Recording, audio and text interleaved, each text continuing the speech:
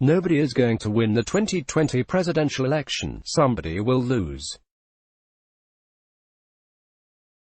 In today's polarized political world, voters are no longer voting for candidates they like, they are voting against candidates they dislike. President Trump. Donald John Trump. Alaska Republican Party cancels 2020 primary. Ukrainian official denies Trump pressured President Trump goes after New York Times. Washington Post. They have gone totally crazy. Moore's re-election campaign is built on this dynamic. The 2020 election will be the most negative campaign in modern times, and the focus will be on the Democratic nominee. The Trump campaign is not so much running to win, it is daring the Democrats to do what it takes to win. Trump is daring the Democrats to nominate a candidate acceptable to independent and swing voters.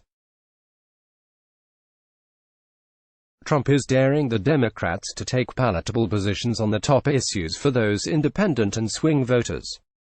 It's a shrewd strategy, placing the initiative on his opponents. Can Trump win by not losing?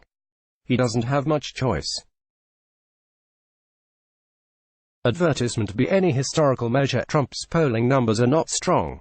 With the exception of the post-inaugural bounce all presidents get, Trump has never averaged a net favorable approval rating.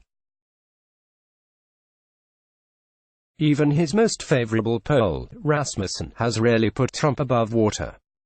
Trump has never led former Vice President Joe Biden. Ukrainian official denies Trump pressured President Trump goes after New York Times. Washington Post. They have gone totally crazy. Warren overtakes Biden in Iowa for first time. Poll more in any hypothetical national ballot test. Trump has consistently lagged behind Biden in key swing states and must-win states such as Ohio and North Carolina. According to a poll from The Economist, a majority of the electorate doesn't even want Trump to run for re-election, 51% to 37%, with independents opposed 47% to 30%. Also from The Economist, Trump polls negatively on all issues with the exception of the economy, where he rates a ton, 44% approved, 44% disapproved, and that is in the face of a non-stop economic expansion and record unemployment, the measure most voters consider when evaluating the economy. A Washington Post poll found similar results, 46% approved, 47% disapproved, but depending on the Democrats to fumble the election could still work. After all, it worked in 2016. The Economist has consistently shown Biden, Sen. Bernie Sanders. Warren overtakes Biden in Iowa for first time. Poll. The polls are asking the wrong question. Sanders unveils plan to eliminate Americans' medical debt. More IVT, and Sen. Elizabeth Warren overtakes Biden in Iowa for first time. Poll. Warren avoids attacks while building momentum. Sanders unveils plan to eliminate Americans' medical debt. More DMAS, with net disapproval ratings, particularly among independents. Independents give Biden a net disapproval at 30% approved to 47% disapproved. They rate Sanders 32% approved to 45% disapproved, and Warren marginally better with 31% and 39%.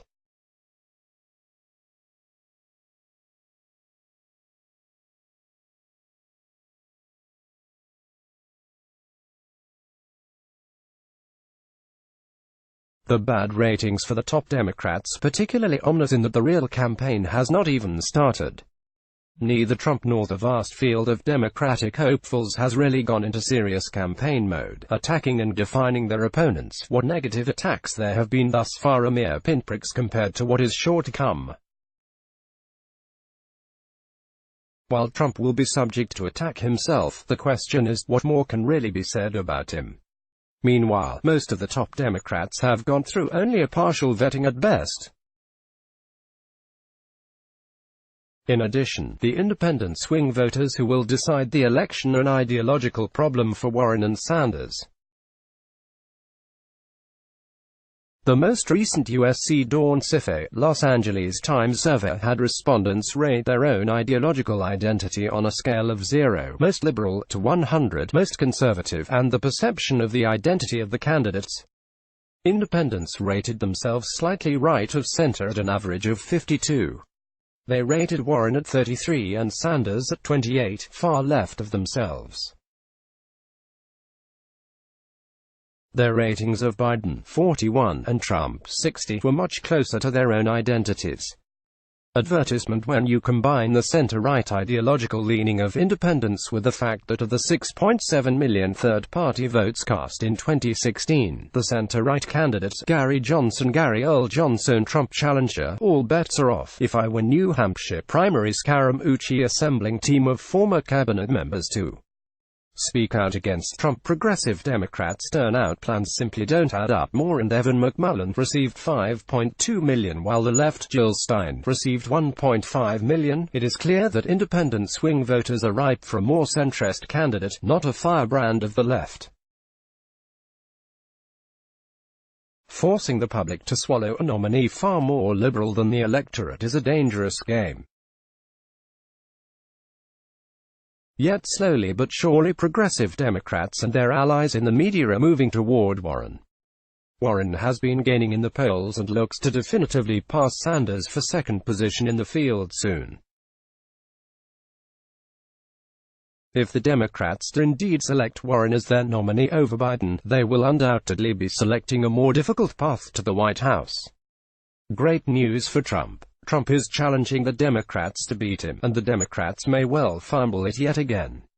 Keith Naughton, Ph.D., co-founder of Silent Majority Strategies, is a public affairs consultant who specialized in Pennsylvania judicial elections. He earned his Ph.D. in public policy from University of Southern California. Follow him on Twitter at Norton711. Let's block ads. Why?